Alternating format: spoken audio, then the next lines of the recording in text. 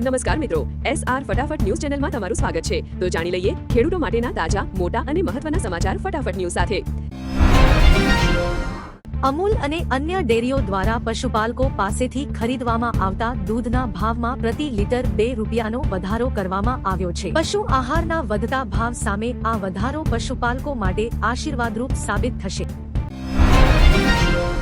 આ વર્ષે ગોંડલ માર્કેટ યાર્ડમાં મરચાની રેકોર્ડ બ્રેક આવક થઈ છે. લાલ મરચાના ભાવ ઊંચા રહેતા ખેડૂતોને મોટો નફો મળી રહ્યો છે. વિદેશી બજારોમાં પણ ભારતીય મરચાની માંગ વધતા ખેડૂતો ઉત્સાહિત છે.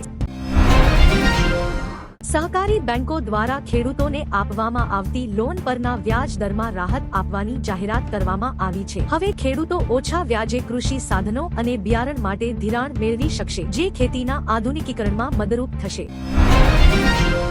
રાજ્યના કૃષિ વિભાગે ખેતરમાં દવા છાંટવા માટે ડ્રોનનો ઉપયોગ વધારવા માટે સબસિડી જાહેર કરી છે. ડ્રોન દ્વારા દવા છાંટવાથી સમય અને દવાનો બચાવ થાય છે, સાથે જ ખેડૂતોના સ્વાસ્થ્ય પર પણ જોખમ ઓછું રહે છે.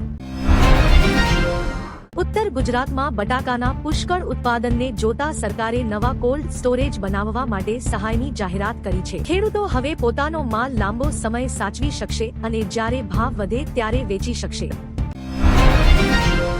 પ્રાકૃતિક ખેતી કરતા ખેડૂતો માટે ખાસ બજારો ઊભા કરવામાં આવશે. સરકાર દેશી ગાય રાખતા ખેડૂતોને દર મહિને 900 રૂપિયાની સહાય આપી રહી છે, જેથી વધુમાં વધુ ખેડૂતો રાસાયણિક મુક્ત ખેતી તરફ વળે. રાજ્ય સરકારે કૃષિ સાધનો ખરીદવા માટેની લોન પ્રક્રિયાને ડિજિટલ બનાવી છે. હવે ખેડૂતો ઘરે બેઠા ટ્રેક્ટર કે હાર્વેસ્ટર માટે અરજી કરી શકશે અને મંજૂરી મળ્યાના 7 દિવસમાં નાણાં સીધા બેંકમાં જમા થશે.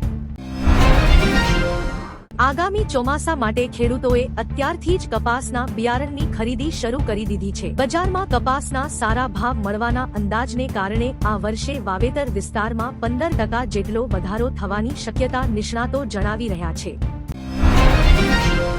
ગ્રામીણ વિસ્તારોમાં ખેતીવાડી માટે અપાતી વીજળીમાં થતા કાપને દૂર કરવા માટે રાજ્ય સરકારે વધારાના સબસ્ટેશનો સ્થાપવાનો નિર્ણય લીધો છે. હવે ખેડૂતોને રાત્રિના બદલે દિવસે વધુ કલાક વીજળી પૂરી પાડવામાં આવશે.